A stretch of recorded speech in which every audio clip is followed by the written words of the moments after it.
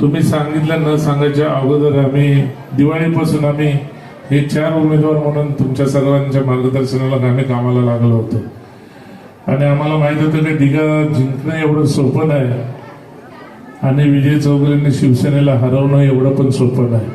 त्याच्यामुळे आम्ही या ठिकाणी प्रत्येकाच्या घराघरामध्ये प्रत्येकाच्या सुखादुखामध्ये अण्णू सुभाष यांना घेऊन आम्ही अभंगवता ही सर्व विश्वास आहेत, सर्व लोक समीर आहे, ही सर्व पोरं सर्व गँग घेऊन एकतर्फी लढाई आम्ही लढत आलो आणि आम्ही या ठिकाणी सक्सेस झालो.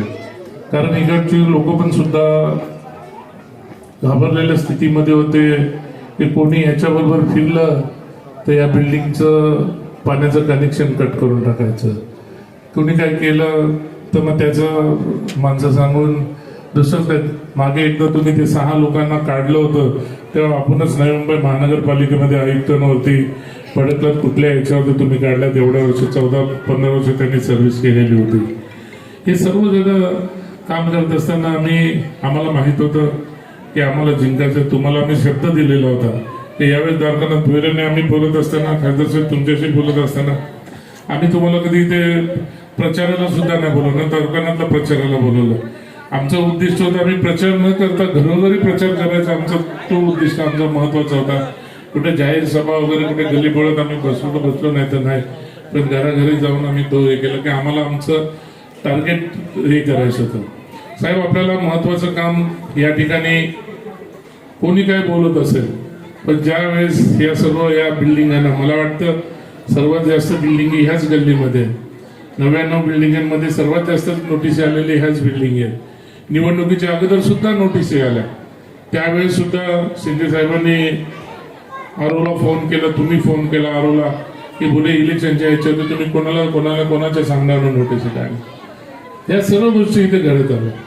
पण या ठिकाणी आम्ही यांना सांगितलं होतं की कुठल्याही परिस्थितीमध्ये त्यावेळेस ज्यावेळेस यांना MIDCने तोडायचं तोडफोड चालू केलं त्या सर्व गोष्टी झाल्या होत्या. त्यावेळेस एकनाथ शिंदे साहेबांनी हायकोर्टमध्ये पैसे, साहेबांनी वकिलाला पैसे दिले.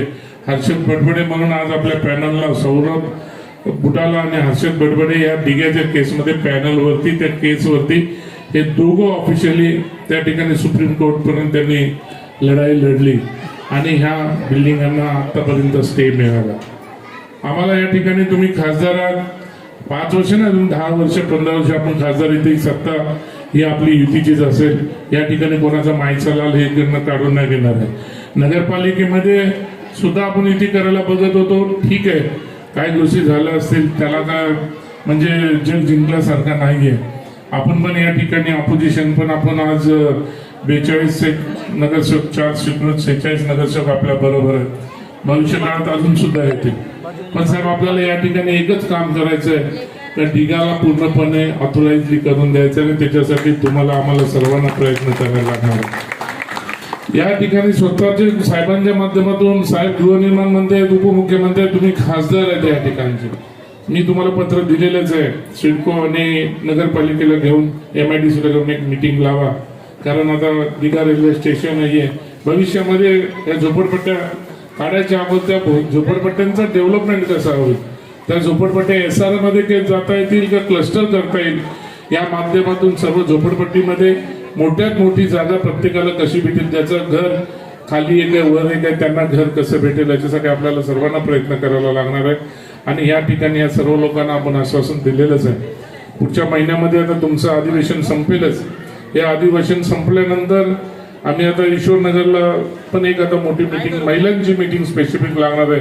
तुमच्या मार्गदर्शनाखाली, शिंदे साहेबांच्या मार्गदर्शनाखाली आम्ही सर्व शिवसैनिक, तुम्हाला मी बोलताना चर्चा केली, घे भरारी म्हणून महिलांचा आम्ही एक ग्रुप तयार करायला घेतलेला आहे.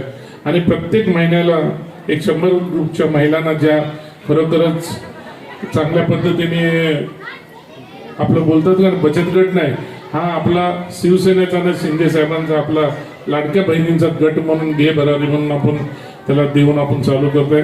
प्रत्येक 100 ग्रुपच्या महिलांच्या बचत गटाला 5-1 लाख रुपये आपण आपल्या शिवसेनेच्या तर्फे त्या ग्रुपला देणार आणि त्यांना त्या बचत गटाच्या माध्यमातून त्यांना त्यांचं काम करायला लावणार. त्यांना सेल्फ म्हणजे काही स्वतः काही बिझनेस करू शकतात का त्याच्यासाठी सुद्धा मदत करणार आहे. त्याच्यासाठी आपले पुढच्या महिन्यामध्ये त्याचं आपण उद्घाटन, चांगला दिवस बघून आपण उद्घाटन करूया. पण आज साहेब तुम्ही आलात, मग आम्हाला आज बरं वाटलं. आम्हाला माहित होतं की आम्ही थोडे धाकधूक मध्ये होतो. काही लोक आपल्यातली पण काय परक्यातली पण लोक वल्गना करत होते, अरे डिग्यामध्ये हे लोक कसे निवडून येणार, डिग्यात निवडून यायला मुश्किल आहे, काय सर्व गोष्टी. म्हणून आम्ही तुम्हाला इथं प्रचाराला वगैरे बोलवलं नाही. आमच्या पण आम्हाला कॉन्फिडन्स होता, पण आमच्या ह्या लोकांना कॉन्फिडन्स, साहेबांना बोलवलं आणि उद्या आता किती काय 19-20 झाला तर काय फरक पडला नाही. पण विजय झाल्यानंतर तुम्ही 12 तारखेलाच तुमच्या हस्ते ॲम्ब्युलन्सचं उद्घाटन करायचं होतं, पण तुम्ही अधिवेशनामध्ये होता, संसदेत दिल्लीला होता. आज आलात, तुमच्या हस्ते उद्घाटन केलंय. परत एकदा येणाऱ्या काळामध्येच एक दिग्यासाठी एक चांगली संकल्पना घेऊन एक ठाण्यामध्ये तर तुम्ही जशी क्लस्टर योजना राबवताय तशी पूर्णपणे ऑथोराइजली क्लस्टर योजना आपण शिंदे साहेबांच्या मार्गदर्शनाखाली आपण करूया आणि या खरोखरच या डिगावासींना आपण न्याय देण्यासाठी प्रयत्न करूया. या ठिकाणचे सर्व कार्यकर्ते, गावंड साहेब वगैरे खाली उभे ते सर्व या ठिकाणी खरोखरच इथल्या कार्यकर्त्यांनी, बिंदू माधव नगरच्या कार्यकर्त्यांनी आम्हाला भरपूर मदत केली. घाबरून काही लोक आमच्यापासून लांब राहिले, पण आता या वर्षभरामध्ये त्यांना जवळ करायचा प्रयत्न करणार आहे. मग नाही जवळ आले तर मला पण लाईव्ह कनेक्शन कट करायला लागेल. असं पण आमच्या हातून होणार नाही कधी आणि करणार पण नाही कधी. आम्ही शेवटी तुमच्यासाठीच आहोत आणि तुमच्यासाठीच आम्ही झटणार आहोत. परत एकदा तुमचं सर्वांचं आभार मानतो. तुम्ही आम्हाला भरघोस मताने निवडून दिलात आणि ह्या पॅनलचाच नव्या मुंबईमध्ये सर्वात पहिला नंबर नव्या मुंबईमध्ये मला माझ्या आल्याप्रमाणे अबाव 15,000 मताचा हा टार्गेट आहे. 14,000 म्हणजे 14,950 काय म्हणजे मग मी शुभमला पडले, असे पप्पा, गौरी, श्वेता, मी 4थ्या नंबरला, मी पहिल्या नंबरला नाही, शुभम पहिला. हे लोक पुढच्या आपल्या. परत एकदा तुमच्या सर्वांचा आभार मानतो. जय हिंद, जय महाराष्ट्र.